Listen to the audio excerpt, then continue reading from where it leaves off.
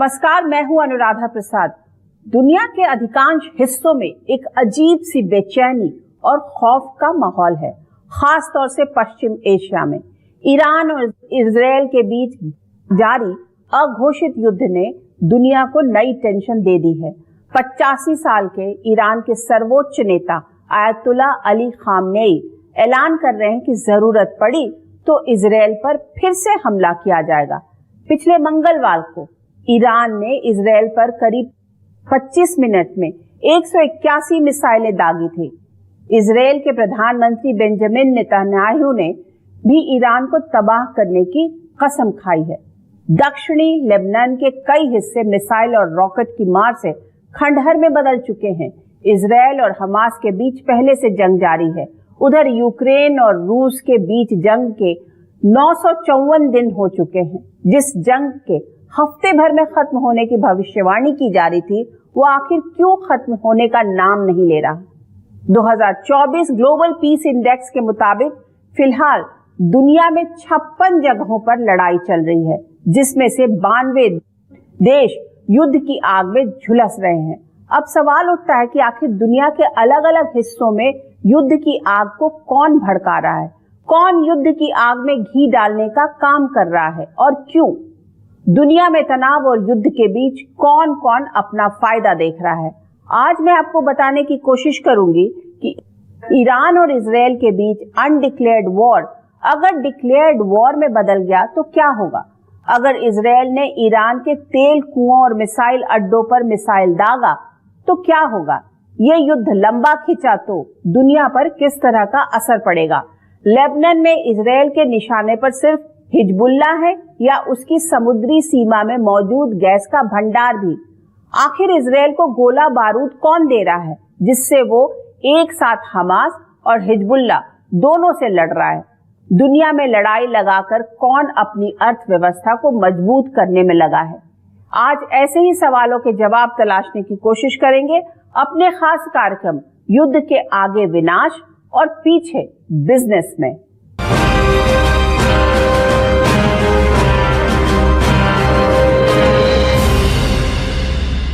दुनिया भर के तेज तर्रार कूटनीतिज्ञों के लिए भी ये अनुमान लगाना मुश्किल है कि इजरायल और ईरान के बीच लगातार बढ़ रही तनातनी आखिर किस अंजाम तक जाएगी। इजरायल की अत्याधुनिक मिसाइलों के निशाने पर ईरान के कौन कौन से बड़े ठिकाने हो सकते हैं। पश्चिम देश ईरान के परमाणु कार्यक्रम को बंद कराने के लिए किस हद तक जा सकते हैं।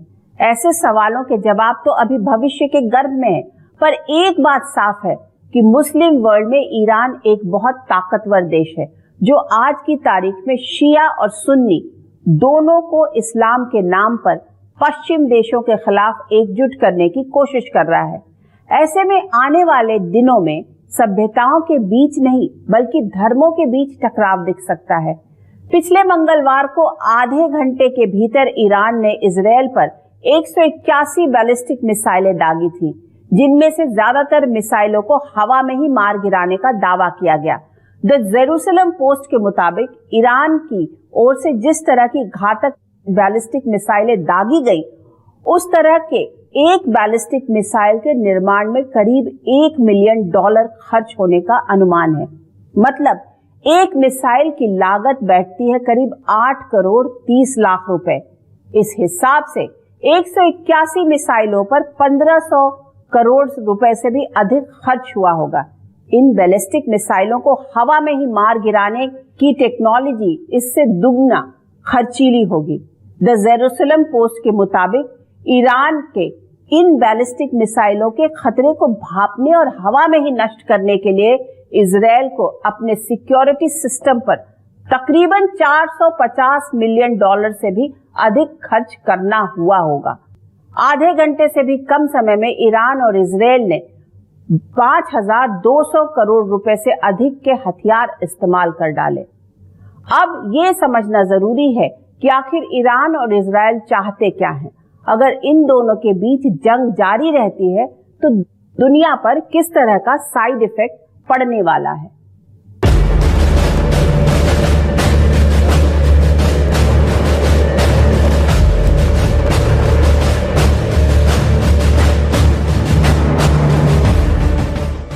खूबसूरत लेबनान जंग का मैदान बना हुआ है। इजराइल के मिसाइलें और रॉकेट इस मुल्क के दक्षिण हिस्से में कभी भी दनादन बरसने लगती। इजरायली बमबारी में हिजबुल्लाह चीफ हसन नसरल्लाह मारा गया। उसके बाद एक एक कर हिजबुल्लाह के बड़े कमांडर्स का खात्मा जारी है। लेबनान के लिए हिजबुल्लाह एक राजनीतिक संगठन है जिसके सिर पर ईरान का हाथ है। वही पश्चिमी देश हिजबुल्लाह को चरमपंथी संगठन मानते हैं। हिजबुल्लाह दुनिया के सबसे भारी हथियारों से लैस संगठन है जिसके तरकश में 200 से 300 किलोमीटर तक मार करने वाली मिसाइलें भी हैं। ईरान ने इसी मंगलवार को हिजबुल्लाह के समर्थन में इजराइल पर मिसाइलों से ताबड़तोड़ हमला किया। इजराइल भी पलटवार का ऐलान कर चुका है। ईरान और इजराइल के बीच जारी अघोषित युद्ध में दुनिया मोटे तौर पर दो हिस्सों में बंटती दिख रही है। एक इजराइल के साथ अमेरिका, ब्रिटेन, जर्मनी समेत दूसरे पश्चिमी देश दिख रहे हैं। दूसरी ओर ईरान को गल्फ कोऑपरेशन काउंसिल का साथ मिलता दिख रहा है जिसकी छतरी तले सऊदी अरब, कतर, बहरीन, ओमान, यूएई और कुवैत खड़े। दरअसल ईरान ने लेबनान और फिलिस्तीन मुद्दे पर दुनिया के मुसलमानों से एक होने की अपील की है। गल्फ कोऑपरेशन काउंसिल के सदस्य इजराइल के साथ डायरेक्ट वार में तो नहीं उतरना चाहते, लेकिन फिलिस्तीन का समर्थन मुस्लिम देशों की मजबूरी है। लेकिन ईरान और इजराइल में तनातनी की असली वजह कुछ और बताई जा रही है। ये बात है गाजा युद्ध शुरू होने से पहले की, 7 अक्टूबर एक साल की नहीं, ये उससे पहले की वर्षों से चल रहा है। इजराइल वार्निंग दे रहा है कि ईरान को वो न्यूक्लियर वेपन स्टेट नहीं बनने देगा। रिपोर्ट्स आ रही हैं कि ईरान बहुत निकट आ गया है कम से कम यूरेनियम फ्यूल के लिए, जो कि बम में इस्तेमाल हो सकता है। अब वो फ्यूल जो बम में इस्तेमाल हो, उसकी बाकी इंजीनियरिंग, मिसाइल वगैरह कैसे फेंका जाए वो अलग बात है। तो इजराइल का अब जो चल रहा है वो एम है जाकर के रुकेगा जो ईरान के न्यूक्लियर रिसर्च फैसिलिटी और उसकी स्टोरेज जो है यूरेनियम, उसको ध्वस्त करके। ईरान इस समय कमिटेड है। कई बार उनके नेताओं ने कहा कि यहूदियों को जीने का अधिकार नहीं है। इजराइल ने ये कभी नहीं कहा है। और ये जो हिजबुल्लाह है इसके संविधान में है डिस्ट्रक्शन ऑफ इजराइल। तो जब ये चीजें हैं और आप प्रॉक्सी वॉर लड़ रहे हैं इजराइल के साथ, डायरेक्टली नहीं जा रहे, तो ठीक था। लेकिन अब आप डायरेक्टली आ रहे हैं और अब मेरा मानना है अगले 3 या 4 दिन में आप देखेंगे कि इजराइल ईरान की जो न्यूक्लियर फैसिलिटीज हैं उनको ध्वस्त कर देगा। ईरान और इजराइल के बीच तनातनी लंबा खिंचने के आसार दिख रहे हैं। ऐसे में गाहे बगाहे घातक मिसाइलें दोनों ओर से कभी भी दागी जा सकती हैं, जिनसे शहरों के कब्रिस्तान में बदलने का खतरा बना रहेगा। ईरान के युद्ध में उतरने का सबसे अधिक असर कच्चे तेल के बाजार पर पड़ने की आशंका है। युद्ध होता है तो जो हमारी 70-80% जो डिपेंडेंसी ऑयल और गैस की है उसके ऊपर डायरेक्ट इम्पैक्ट पड़ेगा। जो इकोनॉमिक इन्वेस्टमेंट्स इंडिया में वहां से आ रहे हैं उस पर पड़ेगा। हमारे जो इन्वेस्टमेंट्स हैं वहां उन पर भी फर्क पड़ सकता है। उसके अलावा ऑयल प्राइसेस बढ़ेंगी, जो ऑलरेडी हम देख रहे हैं कि $8 लगभग 70 से $78 2 दिन के अंदर ही हो गई है जब ईरान ने वहां इजराइल के ऊपर अटैक किया। दुनिया में ईरान तेल का 7वां सबसे बड़ा उत्पादक देश है और अपने तेल उत्पादन का आधा निर्यात करता है। ऐसे में अगर इजराइल की मिसाइलें ईरान के तेल कुओं को निशाना बनाती हैं, तो दुनिया के कच्चा तेल बाजार के बुरी तरह प्रभावित होने की आशंका है। भारत अपनी जरूरत का 70% तेल खाड़ी देशों से मंगाता है।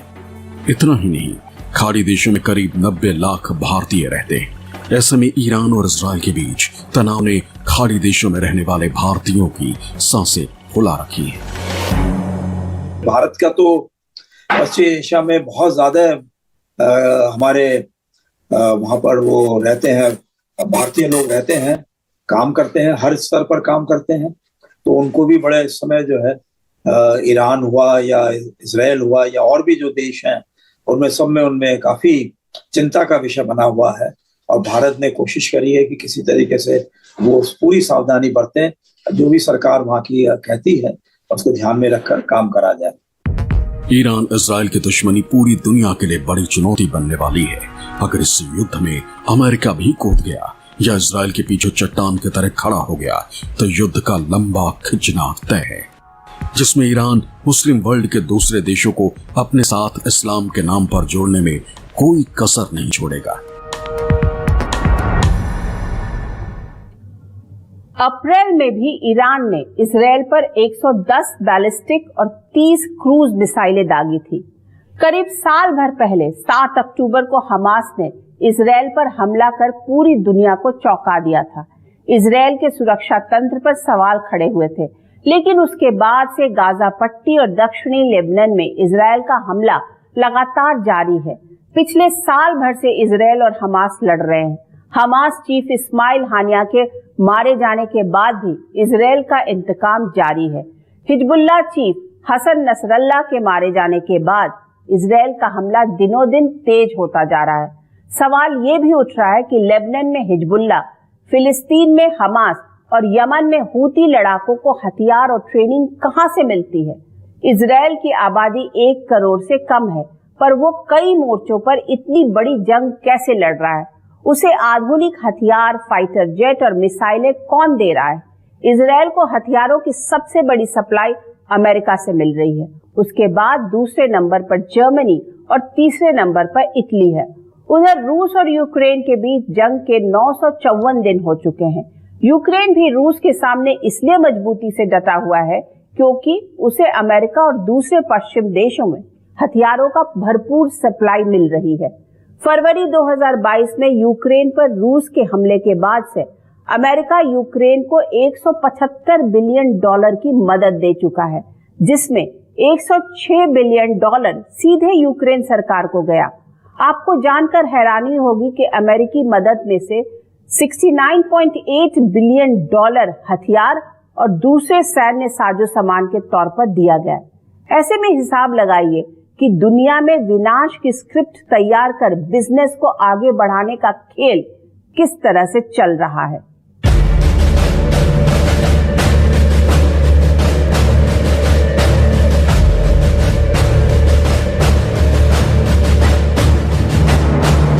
पिछले साल हमास और इजराइल के बीच शुरू हुए युद्ध में अब तक गाजा पट्टी में 40,000 से अधिक लोग मारे जा चुके हैं।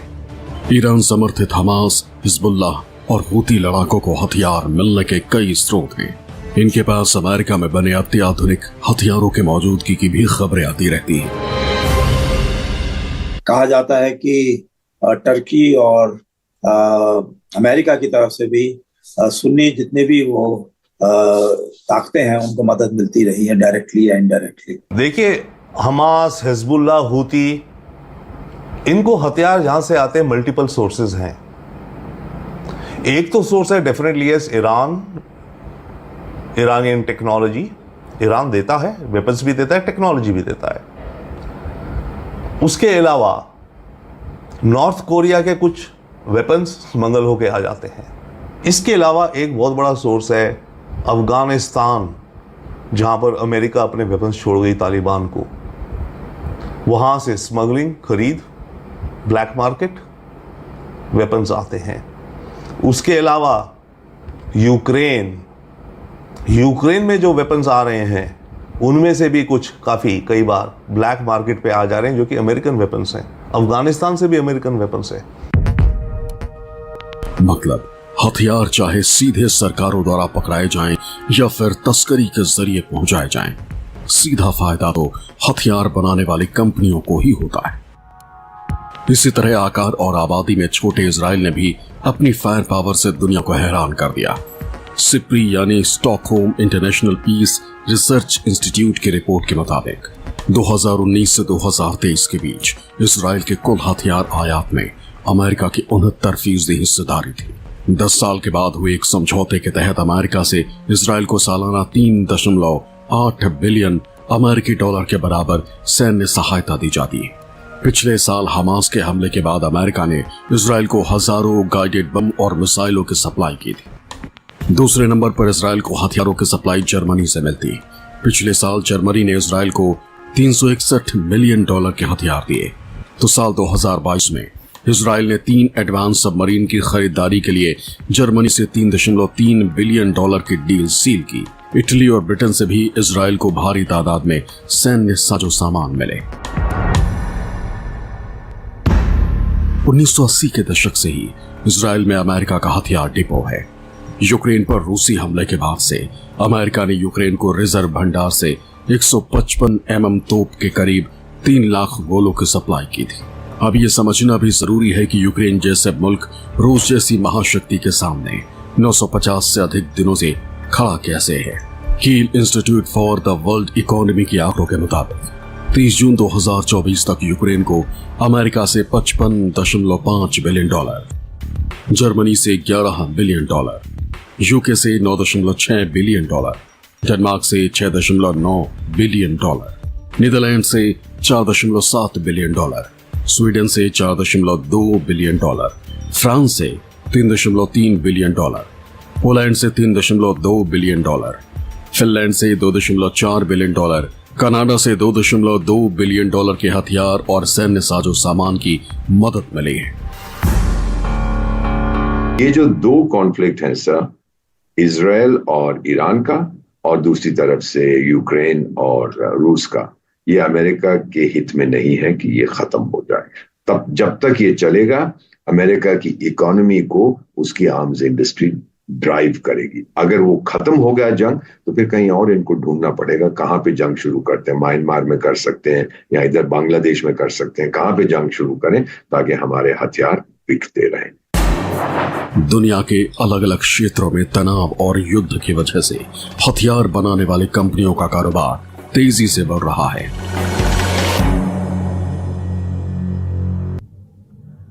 दुनिया में हथियार बनाने वाली टॉप 5 कंपनी में से 4 अमेरिका की हैं। सवाल ये भी उठता है कि कहीं चरमपंथियों को गुप्त तरीके से हथियार पकड़ाकर हथियार कंपनियों के लिए बाजार पैदा करने की कोशिश तो नहीं होती रही है, क्योंकि वॉर हो या प्रॉक्सी वॉर, दोनों स्थिति में हथियारों की मांग बढ़ती रही है। ग्लोबल पीस इंडेक्स 2024 के मुताबिक हिंसा की वजह से पिछले साल ग्लोबल इकोनॉमी को 19.1 ट्रिलियन का झटका लगा। अगर प्रति व्यक्ति के हिसाब से देखा जाए तो ये रकम बैठती है $2,380, मतलब करीब 1,97,000 रुपए, जबकि दुनिया में पीस बिल्डिंग से लेकर पीस कीपिंग मिशन पर खर्च हुए करीब $49.6 बिलियन, जो सैन्य खर्च का आधा फीसदी से थोड़ा अधिक है। युद्ध और तनाव की वजह से दुनिया में हथियार जमा करने की रेस जारी है। हथियारों की मंडी में सबसे बड़ा सौदागर अमेरिका है। यूक्रेन युद्ध के बाद अमेरिका की रक्षा कंपनियों के मुनाफे में भी जबरदस्त उछाल देखा गया है। इतना ही नहीं, अमेरिकी सरकार ने साल 2023 में सीधे तौर पर $81 बिलियन की हथियारों की डील की, जो 2022 की तुलना में 56% अधिक है।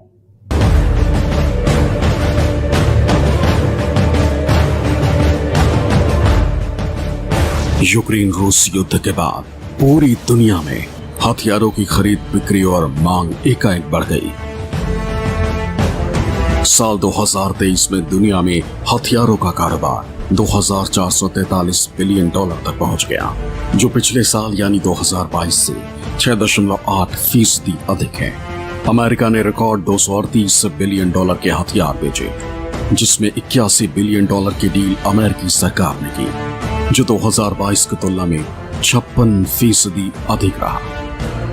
इसमें कोई शक नहीं है कि अमेरिका की डिफेंस इंडस्ट्री वॉर्स में प्रॉफिट कमाती है, और अमेरिका की वॉर्स इसीलिए भी चलती रहती हैं कई बार क्योंकि डिफेंस इंडस्ट्री जो है वो लॉबी करती है कि वॉर चले।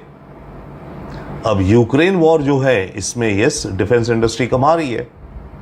अमेरिका जो यूक्रेन को वेपन्स दे रहा है, अभी तक करीब $50 बिलियन का शायद मिलिट्री वेपन्स दे चुका है, वो सारे के सारे सप्लाई तो डिफेंस कंपनियां कर रही हैं ना। आजकल की 2024 में जो हथियारों का आदान प्रदान होता है, जो उसकी ट्रेड होती है, एक्सपोर्ट इंपोर्ट होता है, वो $1 ट्रिलियन के इर्द गिर्द है। 1 ट्रिलियन में 12 शून्य होते हैं। अब आप अनुमान लगा लीजिए। सबसे बड़ा एक्सपोर्टर हथियारों का अमेरिका है। यूक्रेन के पड़ोसी पोलैंड ने अपाचे हेलीकॉप्टर और high mobility artillery rocket system समेत कई दूसरे हथियारों की डील की। जर्मनी ने चिनूक हेलीकॉप्टर तो बुल्गारिया ने स्ट्राइकर बख्तरबंद गाड़ियां खरीदी। नॉर्वे ने मल्टी मिशन हेलीकॉप्टर की डील की तो चेक गणराज्य ने F-35 जेट और दूसरे सैन्य साजो सामान खरीदा। रूस यूक्रेन युद्ध के बाद यूरोप में भी हथियार जमा करने की ओर बढ़ी है। 3 साल में पहली बार यूरोप में हथियारों की खरीद में 13% की बढ़ोतरी हुई। इसी तरह यूरोप और एशिया में भी युद्ध का खतरा दिखाते हुए अमेरिका हथियारों की मंडी सजाए हुए है। चाइना और ताइवान में तनातनी के बीच अमेरिका पिछले 2 साल में ताइवान को 17 लाख करोड़ रुपए से अधिक का हथियार बेच चुका है। आज की तारीख में हथियारों का सबसे बड़ा सौदागर अमेरिका है। दुनिया की आर्म्स डील में अमेरिका की 42%, फ्रांस की 11%, रूस की 11%, चीन की 5.8%, जर्मनी की 5.6%, इटली की 4.3%, ब्रिटेन की 3.7%, स्पेन की 2.7%, इजराइल की 2.4% हिस्सेदारी है। तो हम ये देख रहे हैं कि यूएसए की जो मिलिट्री इंडस्ट्रियल कॉम्प्लेक्स है, जो आर्म्स एम्युनिशन बनाने वाली कंपनियां हैं, उनको बहुत बड़ा फायदा हुआ है। उनके जो मार्केट में जो स्टॉक हैं वो सब बहुत हाई हुए हैं। ऐसे में दुनिया भर में तनाव और युद्ध की स्थिति में हथियार और सैन्य साजो सामान बनाने वाली कंपनियों का बिजनेस कई गुना बढ़ जाता है। ऐसे में मुल्क की कंपनियों के कारोबार को बढ़ाने के लिए कूटनीतिक दांव-पेच भी कभी खुलकर तो कभी पर्दे के पीछे से आजमाए जाते रहे।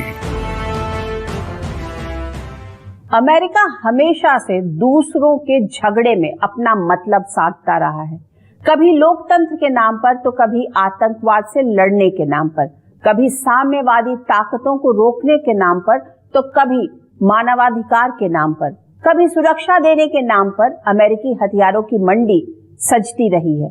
दुनिया के कई हिस्सों में भय और टेंशन का माहौल बनाकर हथियारों की रेस को तेज करने का काम भी हुआ है, जिस पर बड़ी चतुराई से सहयोग, दोस्ती और कूटनीति का मुलम्मा चढ़ा दिया जाता है। ईरान इजराइल युद्ध, इजराइल हमास और यूक्रेन रूस युद्ध, मुस्लिम वर्ल्ड में हलचल, यूरोपीय देशों का अमेरिकी सुरक्षा तंत्र से भरोसा उठना, ऐसे भय और असुरक्षा के माहौल में ज्यादातर देश अपनी सुरक्षा के लिए हथियार खरीदने के लिए मजबूर हैं। इतिहास गवाह रहा है कि ऐसी स्थितियों का फायदा समय समय पर महाशक्तियों ने उठाया है। तनाव और युद्ध के बीच हथियारों की ऐसी रेस शुरू हुई जिसका सबसे ज्यादा फायदा अमेरिका और रूस को हुआ। पहले विश्व युद्ध से अब तक अमेरिका जब भी आर्थिक संकट की ओर बढ़ा, उसे उबारने में किसी न किसी युद्ध ने संकट मोचक की भूमिका निभाई है।